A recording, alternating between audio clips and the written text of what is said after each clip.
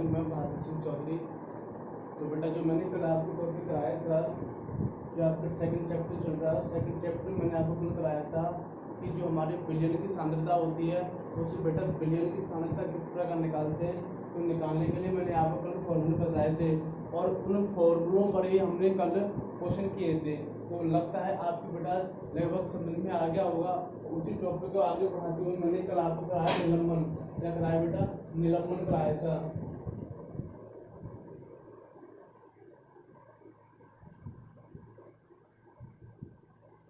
ठीक है बेटा, तो आज निलंबन के बारे में पढ़ेंगे और निलंबन के बारे में मैंने बताया था आपको कि निलंबन एक वह विधि है जिसमें जो विलयन के कण होते हैं वो कैसे होते हैं बेटा? विषमांगी होते हैं। और ये जो कण है ना वो बेटा विलय की मात्रा में नहीं घुलते, नहीं घुलते बेटा, विलय की मात्रा में नहीं घुलते हैं। ये जो सिर्फ कण होते हैं वो क्या हो जाते हैं, किसी दूसरे कण में क्या हो जाते हैं, निलंबित हो जाते हैं, मिल जाते हैं। तो उन्हें क्या कहते हैं? निलंबन कहते हैं। और इनको हम आसानी से देख सकते हैं। तो मैं इसकी परिभाषा बेटा जो बनाऊंगा किस प्रकार बनाऊंगा कि निलंबन एक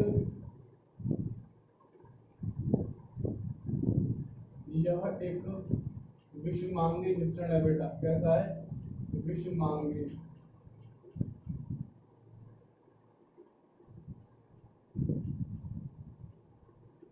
और आप सभी जानते हो बेटा कि जो विषमांगी मिश्रण होता है उसमें क्या है, भिन्न भिन्न तत्व होते हैं और जो उनकी प्रावस्था होती है वो भिन्न भिन्न होती है। उन्हें क्या कहते हैं? विषमांगी मिश्रण होते हैं। क्या होते हैं बेटा? विषमांगी मिश्रण होते हैं। आगे ठीक है ना, आगे बात करेंगे बेटा। ये जो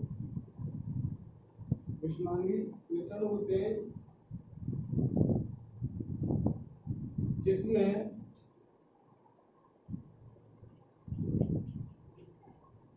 विलेय पदार्थ के कण नहीं घुलते हैं। ठीक है बेटा, अर्थात जिसमें विलेय पदार्थ होता है, मैंने आपको बता रखा है कि विलयन में सिर्फ दो चीज पाई जाती है। एक है बेटा विलेय, एक क्या पाया जाता है? विलायक पाया जाता है। और विलेय और विलायक दोनों जो होते हैं उन दोनों का मिश्रण ही आप विलयन कह सकते हो।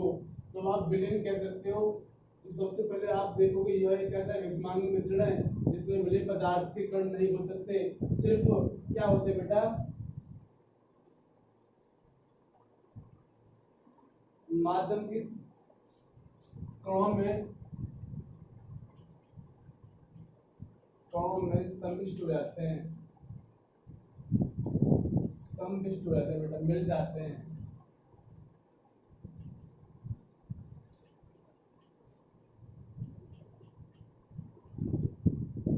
ठीक है बेटा, क्या हो जाते हैं? सम्मिष्ट हो जाते हैं या मिल जाते हैं। तो आप उन्हें क्या बोलेंगे बेटा? विषमांगी मिश्रण बोलेंगे, कहते हुए बोलेंगे इसको। ये क्या होगा बेटा? आपका निलंबन होगा। इसी टॉपिक को आगे बढ़ाते हुए तो मैं इसके कुछ बेटा गुणधर्म होते हैं मैं आज इनको बताने वाला हूँ। तो गुणधर्म क्या होते हैं आओ बातें करते हैं। तो अपना सबसे पहले निलंबन के गुणधर्म देखेंगे।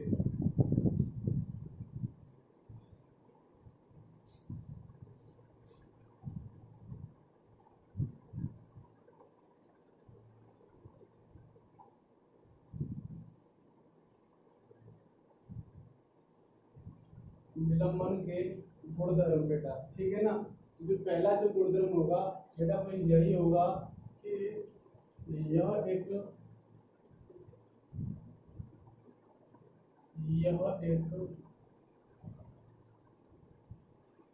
विषमांगी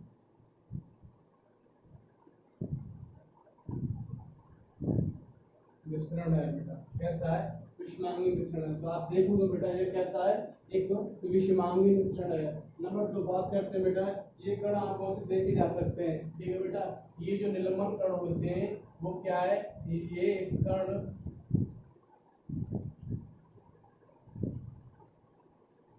आंखों से देखे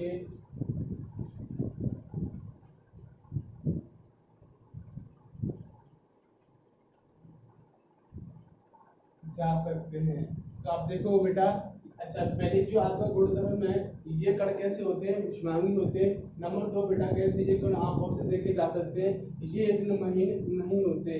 लेकिन बेटा जो बिलियन होता है, बिलियन के जो कण होते हैं उनको हम नहीं देख सकते। बिलियन में जो विलायक और विलय के जो कण होते हैं ना बेटा, वो बहुत ज्यादा सूक्ष्म होते हैं। हम कह सकते हैं कि वो 1 नैनोमीटर के बराबर होते हैं। किसके बेटा? 1 नैनोमीटर के बराबर होते हैं। और मैंने आपको बता रखा है कि एक जो नैनोमीटर होता है वो 10 की घात -9 मीटर के बराबर होता है, जिन्हें हम नग्न आंखों से नहीं देख सकते। लेकिन जो निलंबन के जो कण होते हैं, हम इनको आंखों से देख सकते हैं। जैसे बेटे जो मिट्टी के कण होते हैं, मिट्टी के जो कण होते हैं उनमें क्या करते हैं, हम उनको आसानी से देख सकते हैं। तो वो क्या कहलाएंगे? एक प्रकार का वो भी निलंबन का कण होगा, जो मैं आपको बताने यहाँ वाला हूँ। लेकिन हम बात करते हैं विलियन, और विलियन में जो कण होते हैं उनको हम नहीं देख सकते। तो हम कह सकते हैं उनको हम नग्न आंखों से नहीं देख सकते। अगली जो इसकी प्रॉपर्टीज है बेटा, वो क्या है? जब इसे सांस छोड़ देते हैं तब ये कण नीचे की ओर बैठ जाते हैं, ठीक है ना बेटा? जब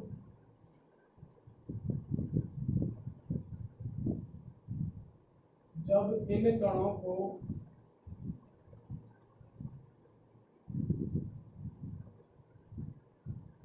शांत छोड़ देते हैं,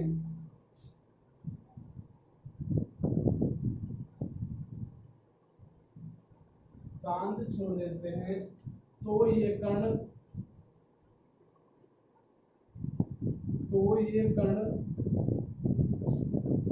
नीचे की तरफ बैठ जाते हैं।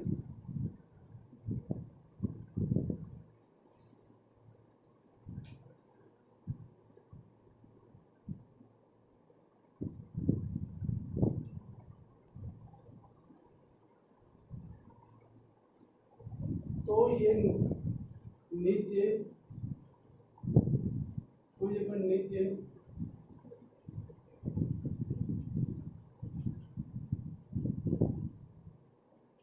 बैठ जाते हैं, ठीक है ना बेटा? इसका क्या मीन्स है, मैं आपको बताऊं कि बेटा ये जब इन कणों को शांत छोड़ दिया जाता है, जैसे बेटा हम पानी है और जब पानी में मिट्टी के कण आते हैं, आपने देखा होगा कि जब पानी में मिट्टी के कण आते हैं तो हम किसी भी बर्तन में जब पानी को रख देते हैं, जब पानी को भर के रखते हैं उस टाइम पर उसमें मिट्टी के कण होते हैं। तो बेटा कुछ समय बाद हम देखते हैं कि जो मिट्टी के कण होते हैं ना, वो नीचे पैंदे में बैठ जाते हैं। कहाँ बैठ जाते हैं बेटा? पैंदे में बैठ जाते हैं। तो इसे ये मीन्स इससे क्या फायदा होता है बेटा? इसका मीन्स यही है कि ये कौन से कण है बेटा? ये निलंबन कण है। कौन से वाले? निलंबन कण है। और जो अब जब इन कणों को शांत छोड़ दिया जाता है, जैसे मैं पानी की बाल्टी लेके आऊं और पानी की बाल्टी में बेटा मैं कुछ मिट्टी के कण आ रहे होते हैं, तो मैं क्या करूंगा? जब उस बाल्टी को मैं शांत रख दूंगा, अर्थात मैं उस पानी में कुछ भी नहीं करूंगा, तो मैं देखूंगा कुछ समय बाद जो मिट्टी के कण ऊपर थे वो नीचे बैठ जाते हैं। इन्हें हम क्या कहते हैं? निलंबन कण कहते हैं। और आपने देखा भी होगा, हमें वो कण आसानी से दिख भी जाते हैं ना। तो ये कण आंखों से देखे जा सकते हैं। अगला पॉइंट है बेटा,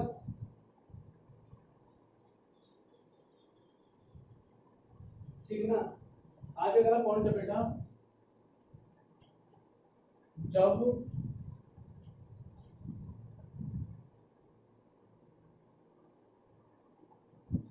सभी कण जब सभी कण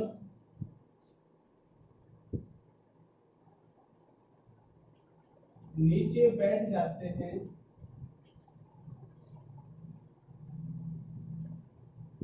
तो जब सभी कण नीचे बैठ जाते हैं तो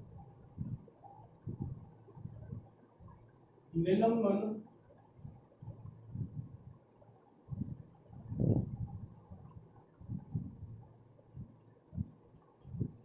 समाप्त हो जाता है और प्रकाश और प्रकाश का गुजरना भी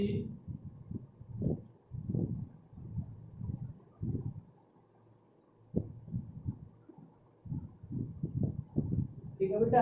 आपने देखा होगा कि जब कण है ना, जब पानी के कण अगर पानी के ऊपर में अर्थात तैरते रहते हैं तो जो प्रकाश आता है ना उससे टकराता है और हमारी आंखों पे जाता है और हमें वो कण क्या है बेटा, चमकते हुए दिखाई देते हैं। इसे कहते हैं प्रकाश का परावर्तन कहते हैं बेटा। क्या कहते हैं? रिफ्लेक्शन ऑफ लाइट, प्रकाश का परावर्तन की जो परिभाषा में बोल के बताऊं आपने बेटा 8th में पढ़ी होगी कि जब कोई प्रकाश की किरण एक माध्यम से दूसरे माध्यम में या फिर जब कोई प्रकाश की किरण किसी पृष्ठ पर टकराती है बेटा तो टकराने के बाद वापस उसी माध्यम में चली जाती है।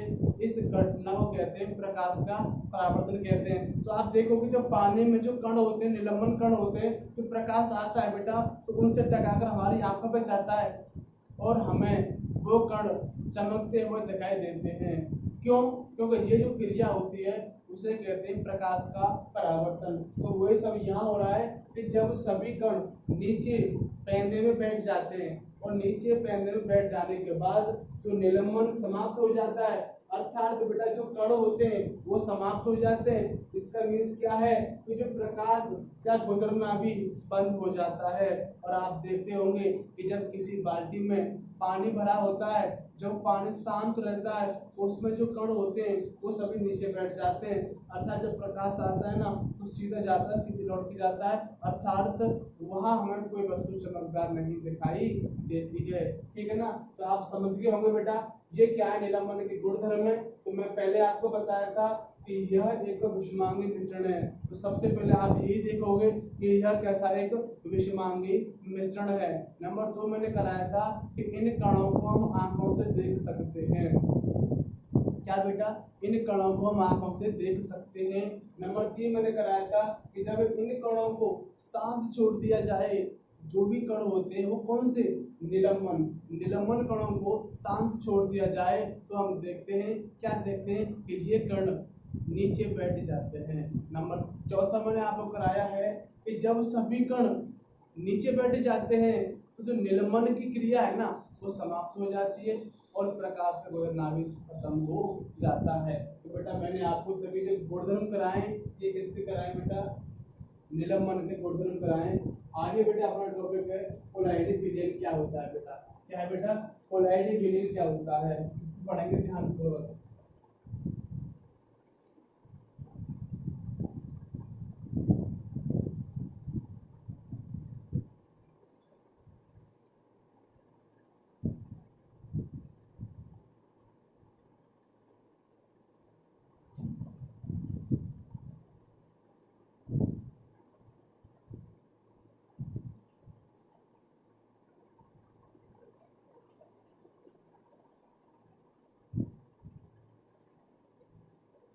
क्या बेटा?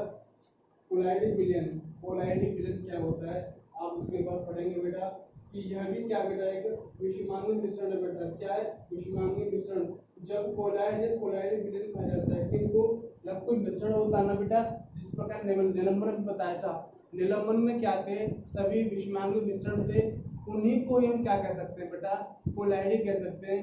जिसमें क्या है कि जो मिश्रण बन के आता है ना, जैसे पानी है और पानी में कहीं कहीं मिट्टी के कण होते हैं, तो उन मिट्टी के कणे, जो मिट्टी के कण होते हैं उससे मिले हुए पानी को क्या कहते हैं बेटा, आप कोलाइडी कहते हैं।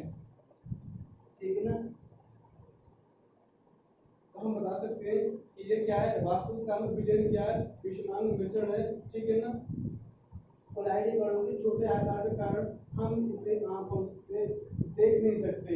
इसमें बेटा ये प्रॉपर्टी है, ये कोलाइडी जो विलयन होता है इसका भी वही है कि ये कैसी होती है बेटा, एक विषमांगी मिश्रण होता है बेटा। कैसा? विषमांगी। ये भी क्या है, विषमांगी मिश्रण है। लेकिन नंबर 2 वाला पॉइंट हम लिखेंगे बेटा, वो क्या लिखेंगे कि इन कणों को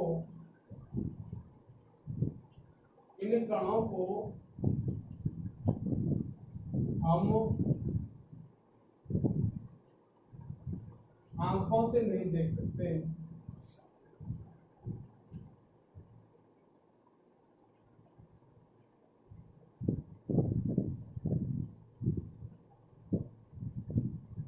ठीक है बेटा? ये जो कण होते हैं इन्हें क्या बेटा हम आंखों से नहीं देख सकते, इसलिए बेटा ये इनमें जो गुणधर्म है अलग पाए जाते हैं। ठीक है ना?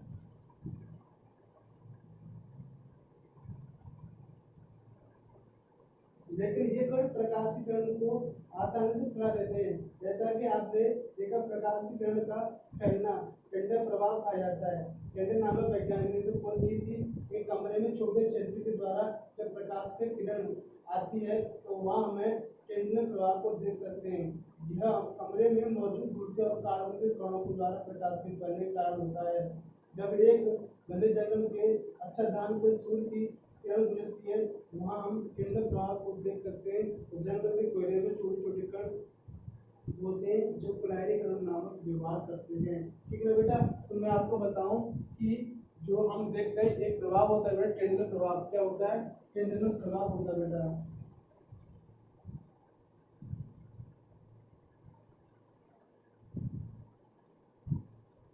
टेंडुलर प्रभाव आप देखते होंगे बेटा कि जब कोई किसी बंद कमरे में बेटा जब कोई प्रकाश की किरण आती है और जब प्रकाश की किरण आ रही होती ना तो उस प्रकाश की किरण में छोटे छोटे धूल के कण हमें दिखाई देते हैं। वो क्या होते हैं उन्हें हम कह सकते हैं वो जो कण होते हैं वो एक प्रकार के फैले हुए दिखाई देते हैं। हम उनको झिलमिलाएंगे ना ऐसे हाथ करेंगे तो वो भी क्या है झिलमिला जाएंगे, वो फैल जाएंगे। तो हम कह सकते हैं कि जब प्रकाश का धूल के कणों द्वारा विभाग होता है ना, जब प्रकाश आता है और धूल के कण होते हैं मिट्टी के कण होते हैं वो क्या बेटा फैल जाते हैं तो उसे हम कहते हैं क्या टेंडुलर प्रभाव कहते हैं। या बेटा हम देखते हैं किसी घने जंगल में जब कोई तिरछी या फिर सीधी प्रकाश की किरण आती है उसमें भी हमें कहीं कहीं छोटे मोटे कार्बन के कण और धूल के कण दिखाई देते हैं। उन्हें हम क्या कहते हैं टेंडुलर प्रभाव कहते हैं। क्या कहते हैं बेटा? टेंडुलर प्रभाव कहते हैं। ये किसकी खोज किसने की? एक टेलर नामक वैज्ञानिक ने इसकी खोज की और इसी के तौर पर बेटा हम क्या कोलाइडी बिलियन को भी देख सकते हैं। जैसे मैं एक कोई भी आप देखते होंगे एक मैं किसी बोतल में से टॉर्च निकालूंगा बेटा है ना, जैसे टॉर्च डालूंगा ना तो उस पानी में जैसे मेरे पास पानी की बोतल है और जो पानी से भरी हुई है और मैं उसमें किसी बंद कमरे में उसमें टॉर्च जो होती है ना लाइट वाली उसमें जब मैं उस बोतल में लगाऊंगा ना तो मुझे क्या दिखाई देगा कि जो बोतल में छोटे छोटे कार्बन के कण होंगे धूल के कण होंगे हमें वो भी दिखाई देंगे। तो वो भी इसी श्रेणी में आ जाएगा किसमें बेटा? टेंडुलर प्रभाव में। ठीक है ना बेटा, आगे बात करते हैं और कुछ कोलाइडी का सामान्य उदाहरण है बेटा। मैं आपको सामने अभी सारणी बना दे रहा हूँ, ठीक है ना।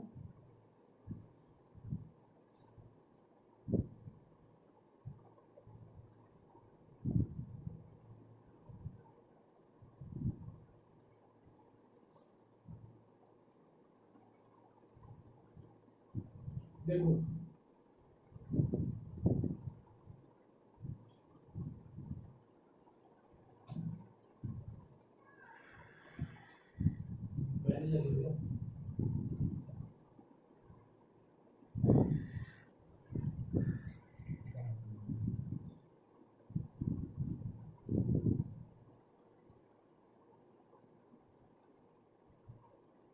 सुनो बेटा है ना, तुम बात करते देखो एक होता है बेटा या तुम कह सकते हैं विलायक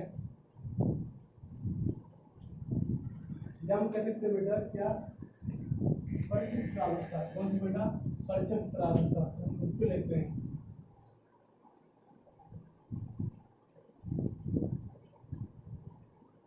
परिक्षेपित प्रावस्था। ठीक है बेटा, एक होती है परिक्षेपण माध्यम।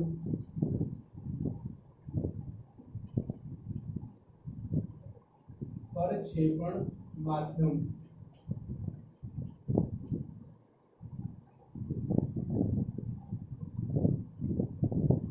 और एक होता है बेटा प्रकाश का। एक होता है इसका बेटा उदाहरण।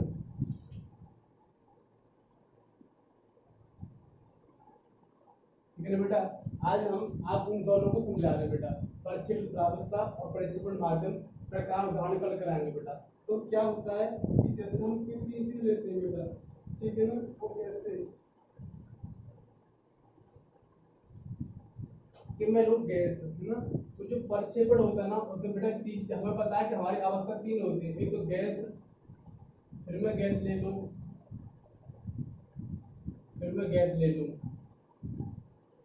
फिर मैं द्रव ले लूँ, फिर मैं द्रव ले लूँ, मैं द्रव ले लूँ, फिर मैं ठोस ले लूँ, फिर मैं ठोस ले लूँ, और फिर मैं क्या ले लूँ बेटा, ठोस ले लूँ। ठीक है बेटा, तो आप देखते होंगे कि परिक्षेपण माध्यम तीन चीज हमें पता है कि हमारे जो परावस्थाएं होती हैं, हमारे जो माध्यम होते हैं वो तीन प्रकार से होते हैं, गैस, द्रव और ठोस। तो परिक्षेपण अर्थात मैं जो हमारे तीन जो होते हैं मैं उनको ले रहा हूँ, और परिक्षेपित अर्थात इनमें मैं क्या मिलाऊंगा, या तो हम इनमें मैं क्या मिलाऊंगा। ठीक है ना, तो या हम इसे क्या बोल सकते हैं, विलायक बोल सकते हैं बेटा। क्या बोल सकते हैं, इसे हम विलायक भी बोल सकते हैं। और क्या मिला रहे बेटा, ये हम इसे क्या कह सकते हैं, विलेय भी कह सकते हैं। ठीक है ना, तो मैं ये तीन है ना, तो पहले बेटा मैं गैस मिलाऊंगा, इसमें क्या मिलाऊंगा, गैस। फिर मैं क्या मिलाऊंगा बेटा, इसमें द्रव मिलाऊंगा, और फिर क्या मिलाऊंगा बेटा, इसमें ठोस मिलाऊंगा।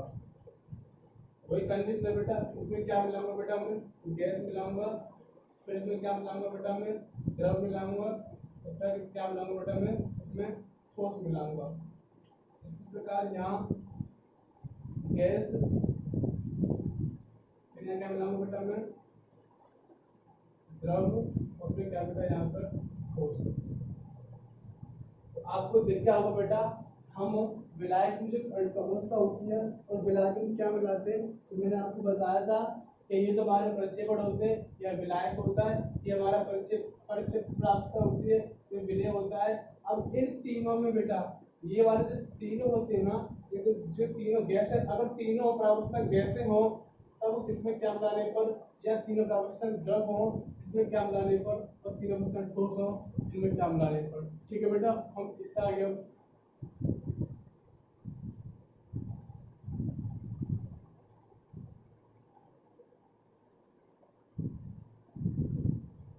ठीक है बेटा, इससे आगे कल कराएंगे। वीडियो अच्छी लगी तो मेरे को बताना।